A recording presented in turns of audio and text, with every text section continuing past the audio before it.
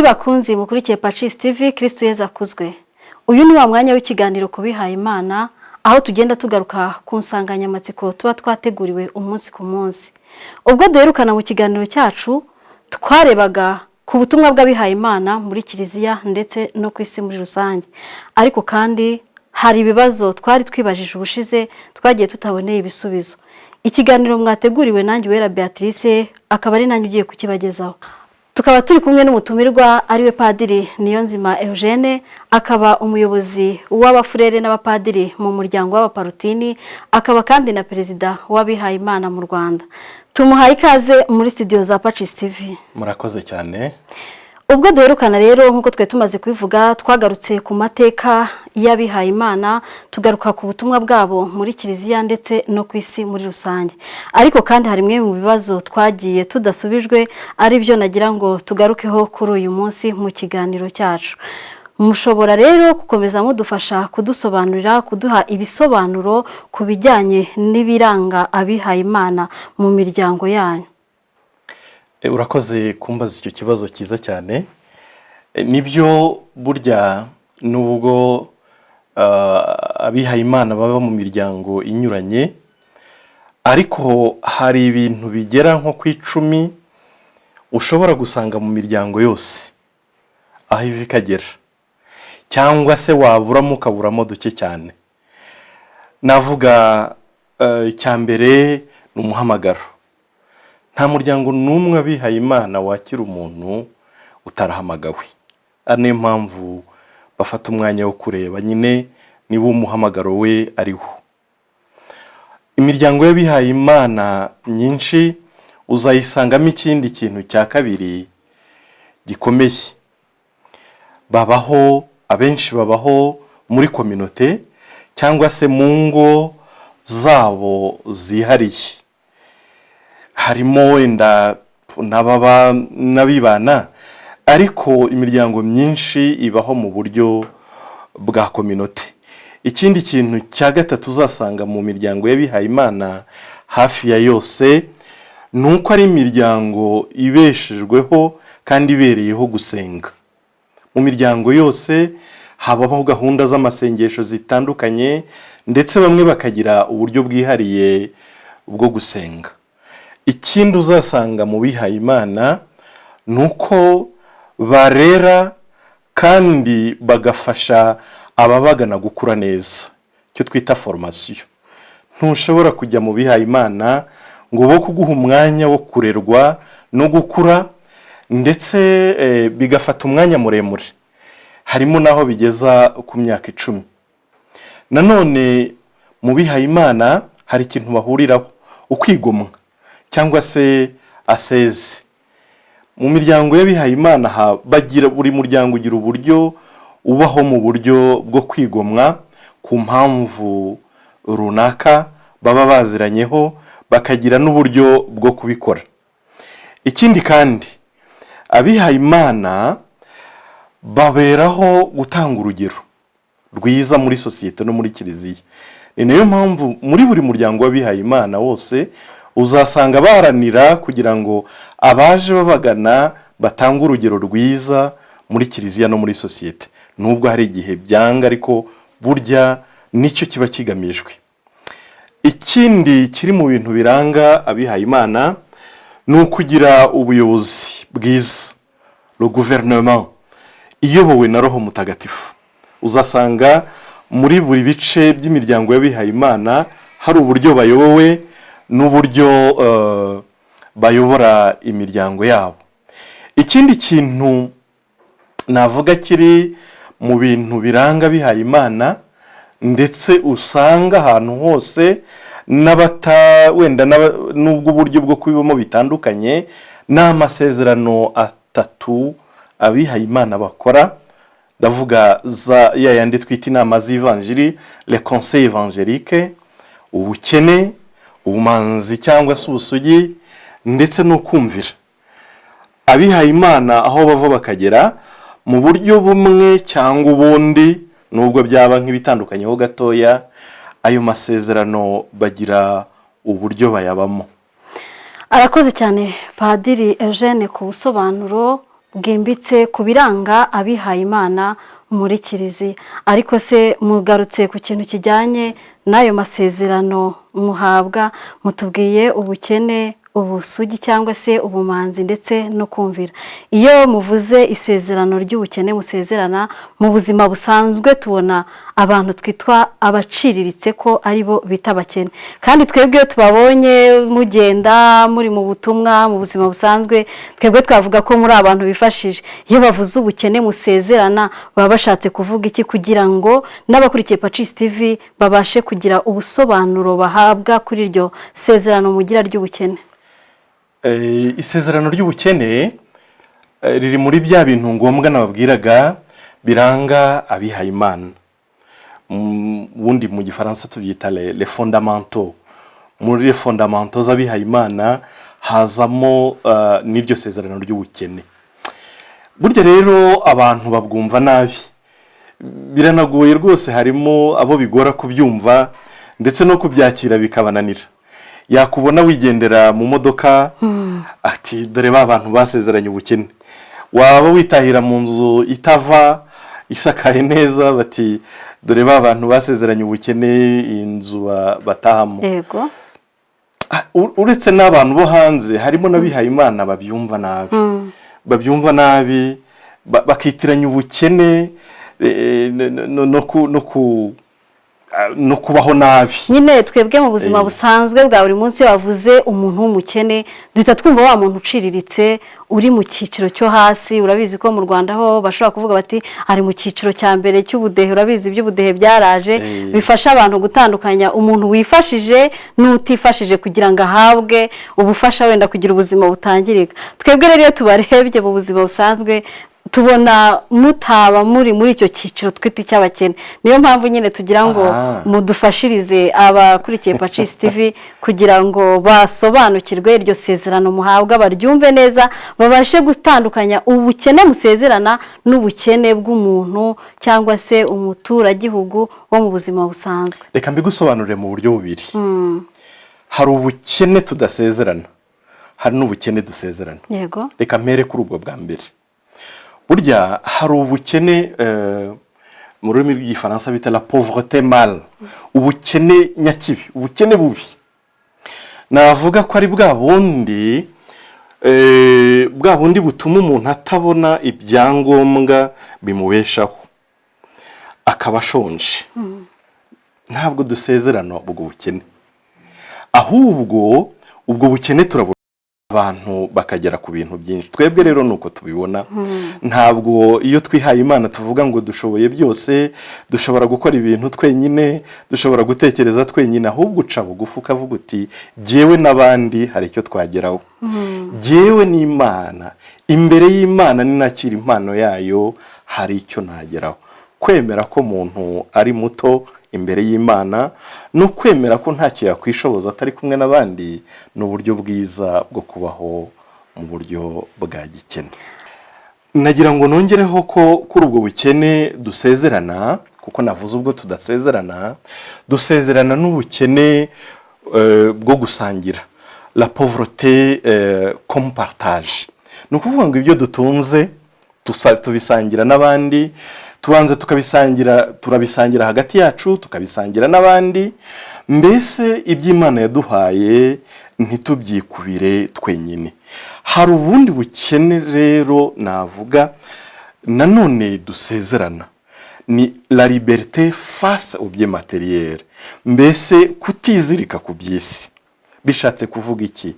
Bishatse kuvuga ko iby'isi cyangwa se ibyo dutunze nta mpamvu yo kubyizirikaho, ahubwo ibyo dufite byose tubikoresha kugira ngo ikuzo ry'Imana rirusheho kugaragara, kugira ngo ingoma y'Imana irusheho kugaragara. Niyo mpamvu nubwo hoze uvuga ngo mutubona mu modoka, mutubona gute, ubu ngubu kugira ngo nkwereke uburyo umuntu yizitura ku by'isi, iyo winjiye muri ubwo buryo bwo kubaho gikene, ikintu cyose wampa, ibintu byose wampa, biramutse bitamfasha gusenga Imana, biramutse bitamfasha gusingiza Imana, biramutse bitamfasha kuyikorera, nakubwira ngo byijyanire, je me détache, mbyikuraho. Ariko icyo ari cyo cyose cyamfasha gukorera Imana, kikamfasha kuyisingiza, kikamfasha kuyiramya no kuyikorera, ibyo ngibyo nta kibazo rwose. Arakoze cyane Padiri ku busobanuro bw'isezerano abihaye Imana bahabwa ku bijyanye n'ubukene. Ariko kandi tukiri aho ngaho ku masezerano abihaye Imana bahabwa, twabonyemo isezerano ubusugi, gusezerana ubusugi cyangwa ubumanzi. Tukibaza tuti ese ni gute umuntu, umukobwa mwiza warize, wavutse mu muryango, barakubyara, urakuze, dore nk'uko nguko kusa, ibyo bintu ntago imbaga nyamwinshi ibasha kubyisobanurira. Mushobora kudufasha mukadusobanurira kuri ubwo ubushobozi mwifitemo bwo kubana ubwo busugi cyangwa ubumanzi? Murakoze. Urakoze. Nibyo, ibyo n'ibibazo abantu benshi batubaza, barabimbajije inshuro nyinshi cyane, ndetse harimo n'ababivuga ukundi kuntu, ariko igisobanuro naguha cyangwa se naha n'abandi batwumva, nacyo nagishyira mu buryo butatu. Cya mbere, ubundi dusezerana chastity cyangwa se ubumanzi, ndetse bamwe bakavuga ko ari ubusugi. Ku rwego rwa mbere rwa kimuntu rero, ubundi ririya sezerano ryacu ku rwego rwa kimuntu bivuga ko umuntu abaho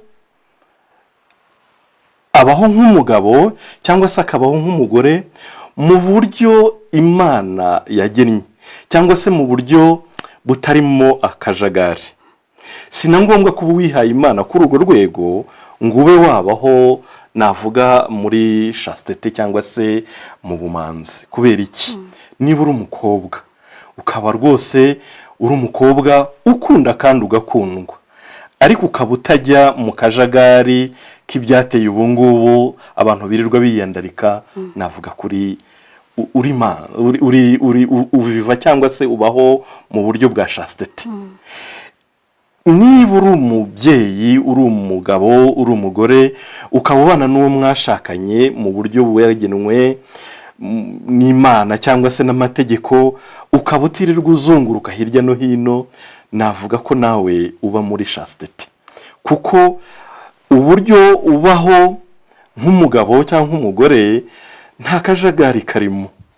Natwe rero nuko nk'umusore, nk'umugabo, nk'umukobwa, iyo utari mu kajagari navuga k'ibijyanye n'urukundo, icyo gihe uba uri muri chastity. Urwego rwa kabiri noneho ruza mu buryo bwa gikirisitu. Mu buryo bwa gikirisitu hari itegeko ry'Imana, ni irya 6, sibyo ritubuza ubusambanyi. Umuntu abaho muri chastity cyangwa se mu bumanzi cyangwa se muri bwa busugi iyo akurikiza neza itegeko ry'Imana rya 6. Ibyo kandi si ngombwa ngo ube warihaye Imana, ibyo bireba buri mukristo wese, sibyo se? Hanyuma rero ku rwego rwa 3 noneho rwa rundi rwo rureba abihaye Imana muri ubwo buryo. Abaho mu buzima butari ubw'akajagari, afite uburenganzira bwo gukunda no gukundwa, ariko nta kajagari karimo. Abaho yubahiriza itegeko rya 6, ariko kandi akabaho ataranashatse.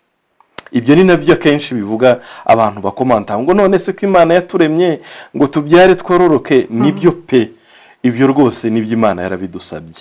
Ariko kandi muzi ko nanone no mu Ivanjiri ya Matayo umurongo wa 19 ku murongo wa 10 kugeza ku wa 12 rwose Yezu asubiza abigishwa be ati, bibaye ngombwa wabaho utarashatse. Ngombwa iyo ni iki? Nuko Yezu avuga ati, hari abadashaka kubera ko babaye ibiremba kubera uburwayi, hari abadashaka kubera ko babaye ibiremba barabigizwe n'abantu, hari n'abandi badashaka ari ubushake bwabo kugira ngo ingoma y'Imana irusheho gutera imbere. Ngaho twebwe rero tubarizwa. Padiri, tukiri aho ngaho wenda mutubwiye ko uburyo ushobora kuba wagira umugore cyangwa umukobwa akagira umugabo bakabibamo atari akajagari, bikaba byitwa ubusugi. Oya, ntabwo ari ubusugi, ni chastete idasobanura ubusugi, kuko ubusugi ni virginite. Ahubwo wenda twabyita ubumanzi, uretse ko nshidikanya niba mu Kinyarwanda ubumanzi wabivuga no ku bakobwa. Umukobwa w'imanzi bamwita isugi. Niba ariko bimeze ubwo twabyemera, niba bamwita isugi. Noneho nkibaza ngewe nabonye umuryango umwe ushobora kuba witwa ba foyer afi, Association Fraternité Internationale. Aho ku buryo nabonyemo abantu babamo, kandi ni umugore n'umugabo n'abana baba muri uwo muryango, kandi baba barahawe amasezerano. None se ubwo baba batandukaniye he na ba mwebwe muba mubaho ngaho nyine nta muryango w'uwo mugore cyangwa abana? Nabo se bitwa ko basezeranye ubwo busugi, cyangwa amasezerano aratandukana bitewe n'umuryango w'umuntu cyangwa communauté umuntu yinjiyemo? Nagusobanuriye ko chastete cyangwa se ubumanzi bitagombera ko uba utarashatse, ahubwo ni ukubaho vivre sa sexualité d'une façon ordonnée, kuvuga kubaho mu buryo bwawe nk'umugore cyangwa umugabo, ariko mu buryo butarimo akajagari. Abo bantu rero bashobora kuviva nabo chastete mu buryo bw'uko nk'abashakanye babaho nyine mu buryo bwagenwe, ariko hari urwego batageraho. Nakubwiye ko urwego rwa kabiri ari ukubahiriza itegeko rya gatandatu nk'abakirisitu, ariko ku rwa rwego rwa gatatu hari ibyo batageraho kubera ubushake bwabo cyangwa se ibyo amahitamo yabo, kubera ko urwego rwa gatatu bivuga ko nyine twubahiriza rya jambo rya Yezu, cyangwa tugendera kuri rya jambo rya Yezu rivuga ko kubera ingoma y'Imana ushobora guhitamo no kudashaka. Ariko ntibivuga ko hari ababa bari mu butagatifu kurusha abandi, ntitubijyane muri uru rwego, ahubwo nuko buri wese afite inzira ye y'ubutagatifu. Arakoze cyane rero Padiri ku bisobanuro byimbitse aduhaye ku bijyanye n'isezerano ry'ubusugi cyangwa ubumanzi kubihaye Imana. Padiri, twabonye amasezerano rero atatu abihaye Imana bagira, tukaba tugeze ku isezerano rya gatatu ari ryo kumvira. Mu buzima busanzwe tukiri abana mu miryango yacu barakutoza kugira ikinyabupfura, kumvira ababyeyi, ukumvira abakuruta, kumvira aburuta, kugira ngo abantu babashe kugendana neza. Ariko kandi mwebwe iyo mumaze gusezerana ayo masezerano mukajya kuba abapadiri, mujya kuba ahantu nyine muri za ngo z'abihaye Imana babamo, zimwe twabonye mu kiganiro cy'ubushize. Ariko se niba dusezerana kubaha ababyeyi cyangwa se abo bantu mu buzima busanzwe bwa buri munsi, iryo sezerano ryanyu muhabwa hari aho ryaba rihurira na ya education cyangwa se bya bindi tuba twaratorejwe mu muryango, cyangwa se ni ibijyanye no kumvira mu murongo wo kwiha Imana gusa? Mwadufasha mukadusobanurira. Nibyo hari aho bihurira. Njya mvuga ko burya uwiha Imana ategurirwa mu muryango, kandi akaba ari wo akuriramo no muri iyo migenzo myiza. N'uwo mugenzo mwiza wo kumvira rero nawe uturuka mu muryango, usanzwe wumvira ababyeyi, usanzwe wumvira abakuru bawe, usanzwe wumvira abo mungana. N'isezerano ryo kumvira mu bihaye Imana ntabwo rikugora cyane, ariko twumve ko hari ikirenzeho. Kubera iki? Kubera ko uko kumvira kwacu ubundi navuga ko ari ukumvira Imana, kumvira Imana mu buzima bwacu bwose. Kubera ko nk'uko tubizi Yezu yarabitubwiye ko ifunguro rye ari ugukurikiza ugushaka kwa Se, kandi mu buzima bwe bwose Yezu Kristo yumviye ibyo Data yamusabye byose, yakurikije ugushaka kwa Data uri mu ijuru. Natwe rero ubundi no muri ya masezerano yose dukora kuba ari ugukurikira intambwe za Yezu, twumvira nk'uko Yezu yumviye. Ni ukuvuga twumvira Imana, ikibazo rero kiza noneho kivuga ngo mbese ugushaka kw'Imana tukumenya gute? Kuva kera na kare uwihaye Imana uwo ari we wese yamenyeraga ugushaka kw'Imana mu byanditswe bitagatifu. Naba bandi nababwiye bajyaga mu butayu na hehe, buri gihe yabaga asoma ijambo ry'Imana kugira ngo akuremo ugushaka kwayo. Ariko kandi iyo bije mu ngo zacu turavuga ngo Imana igira nabi inyuzamo ugushaka kwabo. Abo bakaba ari abayobozi. Abo bayobozi rero si ukuvuga ko baba bihariye kumenya ugushaka kw'Imana, ahubwo twemera ko twebwe tubana nabo ko Nyagasani icyo yifuza mu buzima bwacu bwa buri munsi akibanyuzamo nabo bakakitumenyesha. Mutese nibo bonyine bumva ijwi ry'Imana? Oya, kugira ngo batumenyeshe ibyo ngibyo babanza no kuganira natwe. Burya uyobora abihaye Imana anaganira nabo kugira ngo kwa gushaka kw'Imana abashe kukumenya, akaganira n'uwo akubwira. Muri uko kuganira rero niho muza kumenya icyo Imana ishaka. Ariko kandi burya nanone abihaye Imana bagira amategeko bagenderaho.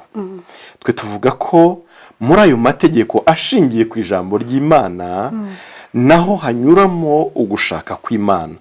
Wakubahiriza amategeko y'umuryango, hakaba ari uburyo bwo kubaha icyo Imana ishaka kuri uwo muryango.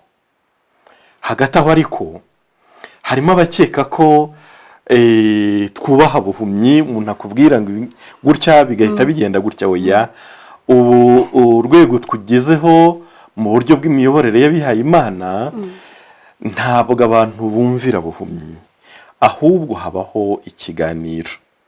Umuntu wenda ugiye guha ubutumwa runaka ukabanza ukamwumvisha impamvu y'ubwo butumwa, nawe akakubwira niba bushoboye cyangwa se hari inzitizi afite. Iyo ni etape twita comprehension. Iyo amaze kubyumva rero abyinjiramo nk'ibye. Iyo abyinjiyemo nk'ibye akabigira ibye, ubwo butumwa akabugira ubwe, abukora neza kandi yishimye. Iyo amaze kubugira ubwe rero ubwo haba hasigaye igice cya gatatu cyangwa etape ya gatatu ya execution. Yagera mu butumwa agafata n'ibyemezo bitewe n'aho ari, bitewe n'ibyo akora. Ariko muri ibyo byose akagaruka kuri kwa kumvira Imana. Buri munsi akavuga ibi ngiye gukora ni by'Imana ishaka. Yabona adasobanukiwe agahamagara umuyobozi we, adashidikanya ko Imana imunyuzaho gushaka kwayo, akamubaza ati ese ibi ni byo byo gukorwa? Yabona nabyo wenda babona batabona neza icyo gukora, bagasenga basoma ibyanditswe bitagatifu cyangwa basoma n'aya mategeko abigenga kugira ngo icyo bakora koko kibe ari ugushaka kw'Imana. Uko ni ukumvira mu bihaye Imana bikomeye. Nshuti mukurikiye Pacis TV rero ni muri wa mwanya w'ikiganiro ku bihaye Imana, aho turi kugaruka ku bintu biranga abihaye Imana ndetse n'amasezerano y'abihaye Imana. Ndizera ntashidikanya ko abari bafite urujijo ku bijyanye n'abihaye Imana muri kugenda musobanukirwa byinshi. Ariko kandi padiri tukiri aho ngaho tumaze gusobanukirwa ibyo byose, ayo masezerano, ibibaranga, nakibaza nti ko njya mbona iyo ngenda mu buzima busanzwe mbona abantu basa n'abihaye Imana, mvuge gutyo, wenda bitewe n'imyambaro mbona bambaye, nkabona wenda wambaye gutya ngahura n'undi wambaye undi.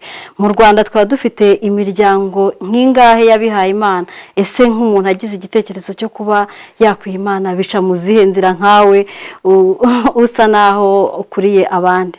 Murakoze cyane. Hano mu Rwanda hari imiryango myinshi y'abihaye Imana, ndetse wenda batabizi muri uyu mwaka turimo kwizihiza imyaka 100. Umuntu wa mbere turimo gusoza yubire y'imyaka 100, umunyarwandakazi wa mbere yihaye Imana, akoze amasezerano yo kwiha Imana. Ubwo ni umubikira? Ni umubikira mu muryango w'abene bikira. Igihe nikigera nabyo nzabibasobanurira neza. Imyaka 100 irashize. ni uko ari ibi bya korona byajemo. Ubundi twagombaga kuba twariyijihije iyo yubire kuri 25 z'ukwa gatatu, ariko buriya ubuyobozi bwa kiliziya buzabitwemerera igihe nikigera twarasohotse muri ibihe bibi tubashe kwizihiza iyo yubire. Muri icyo gihe cy'imyaka 100 rero havutse imiryango myinshi ku buryo navuga ngo nayo ubwayo irenze 100 irenze 100 mu Rwanda, muri uru Rwanda rwacu. urumva irajya kungana n'imyaka ishize nyine ya yubire umuntu wa mbere. Irayirenze, ubwo buri mwaka twawuha umuryango. Oya, irenzeho. Ndetse tukagira imiryango myinshi navuga y'ababikira, tukagira imiryango y'abafurere, imiryango irimo abapadiri. Burya rero abapadiri rukubiri, hari abapadiri bo mu miryango y'abihaye Imana, nibo twita les prêtres religieux, les prêtres réguliers. Hakaba n'abapadiri bwite b'amadiyoseze atandukanye.